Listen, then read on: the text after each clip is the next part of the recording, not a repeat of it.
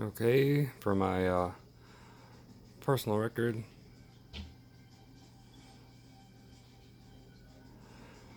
about 1 month on APT Complete. Arcuata is getting the reds, nice, pretty nice. Blood red coming in. Persicaria, they're kind of growing in. They're not doing too well. I planted these two little Ludwigia kind of plants. I'm not sure what exactly they are, and I couldn't get them to grow submersed before, but we're going to try again. I put one stem here so I could see what's going on with it too, and we'll take a look at it here. So looks like that.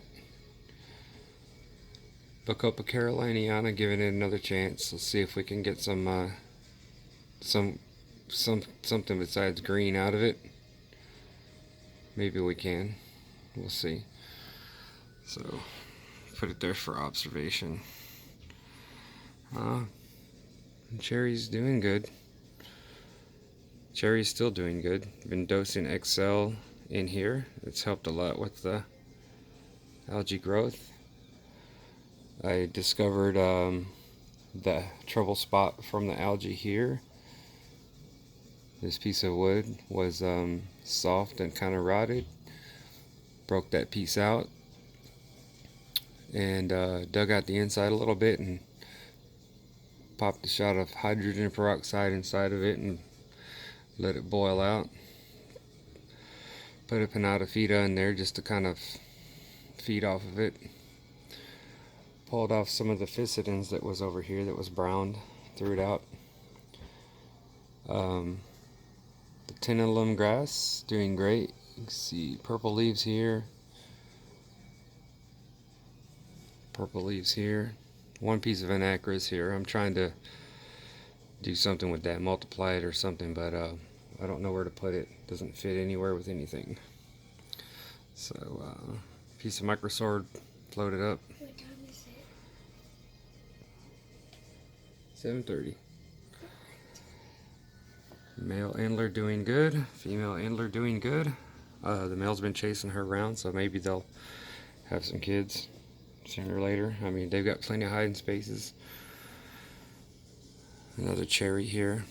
Rotala, rotundafolia, and H. raw bush over here. Super heavy trim again. So we'll see in a week or two when it grows back. I didn't trim these that hard. I just kind of took a couple halfway and replanted them. So the SP greens doing good. I do have, like I said, I know this is boring. If you're watching this, it's just kind of a personal vlog for time frame.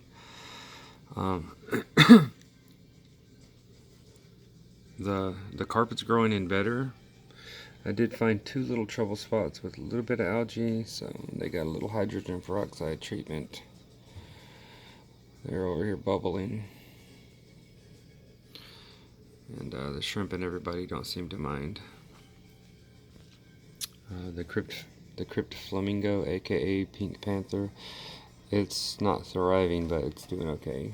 And the little baby ones that I put over here, they're hanging in there a little bit.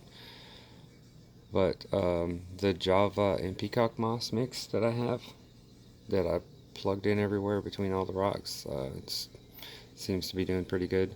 I never get any algae on these Cereus stones, ever.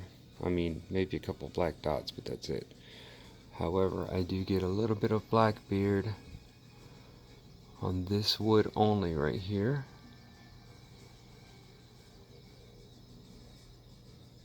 Right here.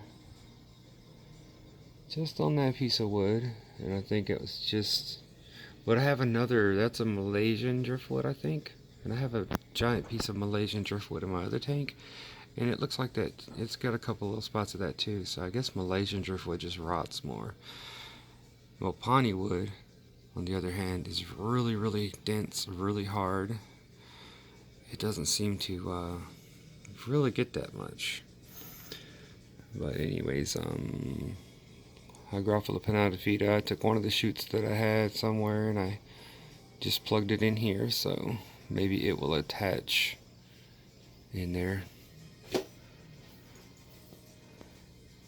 Unfortunately, these plants are starting to grow in and shape up, and they almost look like they might just be Ammania gracilis. So let's hope not, because these guys, they're alive, but they're not thriving. I can't not get them to look like the pictures I've seen when you look them up. They're not bright ass pink, and they're not bright orange either. This Crypt's doing pretty good where I kept it here. Right here where I cleared all that hydrocotyle out. Okay, one tissue culture of Iliocaris parvula dwarf hairgrass. Had one pack of that, and I planted them everywhere. The first time I ever got any that had these on them, the little immersed tips. So I don't know if I'm supposed to trim these tips off or leave them, so we'll find out. I trimmed some, left some. So just for personal log, about 1 month, 2 days short of a month on APT Complete fertilizer, and the Rotalas were already starting to get dark pink, but I just ran the tops, mowed them back down. The arcuatas are getting blood red. That also has something to do with the light, because I have 2 lights running on here right now. So we have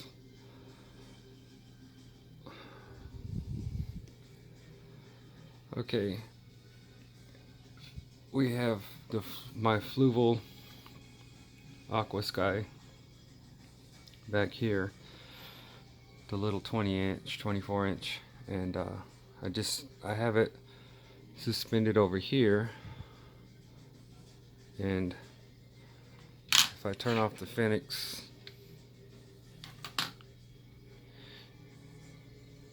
this aquasky is on full blast back there, but it's only in the back.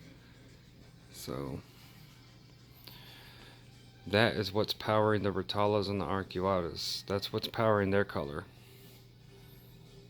And if we turn that off, the fennex that's running is running about 70% or so, and I have it pushed to the back. So with the fennex, the light's a little bit lower to keep the carpet growing. I don't know if I need higher or lower light, but I am getting little new fluffy growths in here, like here and here. I do have some kind of blackened spots that don't really grow very well, but I think I'm still slowly pushing the fennex light up bit by bit, like 1% a week or so. I eventually want to have it full blast, so we'll show the fennex 24/7 on max. This is what it will look like. Let me make sure my settings saved.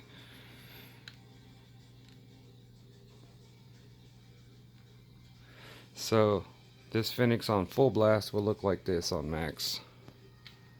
Not too much different. On camera, not much different at all, but it really isn't that. I don't know.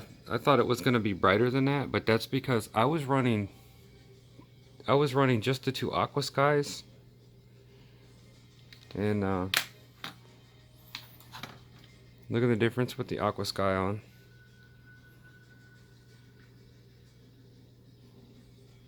Because you see the aquasky by itself looks like this. So the aquasky is actually pretty bright. It just doesn't have a lot of spread, because you know the aquasky is one row of LEDs